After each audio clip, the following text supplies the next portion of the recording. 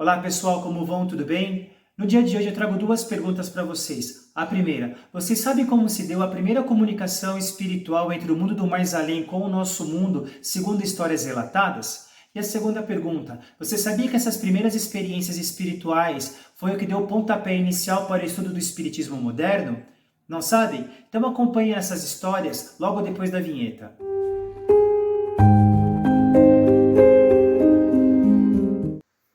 O espiritismo moderno, como é conhecido, indo do kardecismo passando pela Umbanda, Candomblé e outras religiões ou filosofias, tiveram os primeiros estudos relatados provindo do século XIX, através das experiências infantis de duas irmãs americanas, Kate e Maggie Fox, por volta de 1850 na pequena cidade de Hydesville. As meninas, dentro de sua casa de madeira, sempre ouviam barulhos estranhos de objetos em movimento. Inocentemente e até com medo, começaram a fazer perguntas como: quem está aí? Tem alguém aí? Perceberam que ouviam batidas nas paredes e associaram tais ruídos como respostas. Este fenômeno percorreu por dias, e após entenderem a origem e perceberem que era bastante provável que estivesse vindo de um espírito ou de uma força poderosa, as irmãs começaram a buscar uma forma de comunicação mais aprimorada, e desta comunicação descobriu-se que os barulhos tinham nome, sobrenome e identidade, pertencendo a um vendedor de produtos chamado Charles Roseman, que foi assassinado naquela mesma casa alguns anos antes e seu corpo foi enterrado no sótão, a uma profundidade de 2 metros. A notícia que haviam irmãs que conversavam com seres do mais além se espalhou de uma maneira muito rápida, e a casa, que sempre teve a fama de ser mal assombrada, recebia diariamente dezenas de pessoas, algumas por mera curiosidade e outras com a intenção de querer também falar com os mortos. Com o passar do tempo, as irmãs criaram um ritual onde, todos sentados em volta de uma mesa em concentração, espalhavam letras pela mesa e os espíritos as moviam. Para confirmar a junção das letras, uma batida emitida por eles na mesa significava sim e 2 batidas significavam não. Essas experiências deixaram Kate e Maggie famosas em todo o país. A vida das 2 irmãs estava uma bagunça, quando Leah, a irmã mais velha que morava em outra cidade, veio socorrê-las e estabelecer ordem em tudo o que estava acontecendo. Algum tempo depois, as 3 estavam no palco do teatro mais importante da cidade para uma série de experimentos e testes com vários cientistas de renome da cidade, que queriam provar a todo custo a veracidade desses fenômenos. Haviam muitas pessoas que acreditavam nas meninas, mas houve furor de outras pessoas que achavam que eram meras charlatãs. Essas tais experiências se tornou uma febre nos Estados Unidos naquela época. Outras pessoas surgiram também realizando fenômenos parecidos e outras um tanto diferentes, como receber informações e transcrevê-las em papel, hoje conhecido como psicografia. Elas conseguiam que os espíritos movessem coisas e até gerar mesas. Lembrando que naquela época ainda não existia o nome de médium.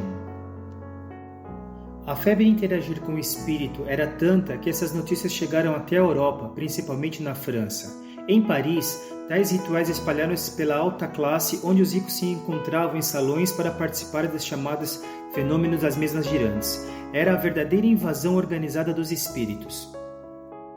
Um belo dia, essa informação chegou aos ouvidos de um erudito professor de nome Hippolyte Léon Denisart Rivali. Este nobre senhor, dentre muitas coisas que fazia, era secretário da Sociedade de Frenologia de Paris, sociedade esta que estudava as protuberâncias nas cabeças das pessoas, na qual poderiam ser usados para determinar os traços de caráter, ou seja, era usado para ler a personalidade das pessoas. Hippolyte, estudioso que era, ficou curioso em saber sobre tais fenômenos das chamadas mesas girantes e quis se aprofundar ainda mais sobre o assunto. Passou então a frequentar as mansões da sociedade, acompanhando de perto as manipulações de magnetizadores e ilusionistas que produziam truques como mesas se movendo e pancadas ouvidas em salas fechadas, a maioria sem se comprometerem em afirmar que se tratava de fenômenos reais. Eram encontros que aconteciam mais como passatempo, por pura diversão, sem nenhuma pretensão científica e muito similares a apresentações de mágica e hipnotismo. Posteriormente, tais demonstrações foram abundantemente desmascaradas como truques e fraudes grosseiras, mas, por motivos desconhecidos, ao invés de reconhecer tais fraudes, Rivali dedicou-se ao estudo e à estruturação do que passou a chamar de fenômenos mediúnicos. Através da sua investigação, ele constatou de que fato existia uma inteligência de seres de outros planos por trás desses fenômenos mediúnicos.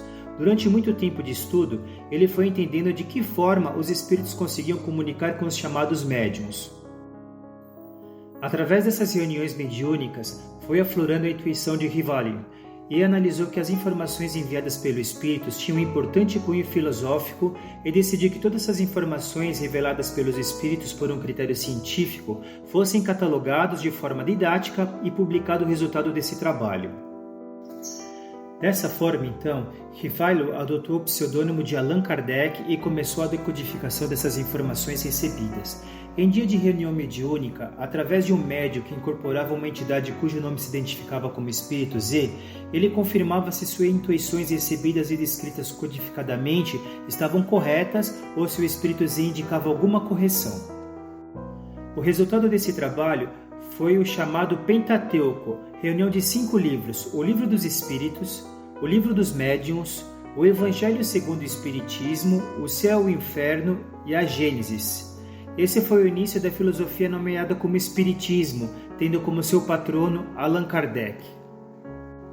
Por volta do ano de 1865, o Espiritismo chegou ao Brasil através de jovens estudantes que faziam faculdade na França e trouxeram histórias, contos e livros.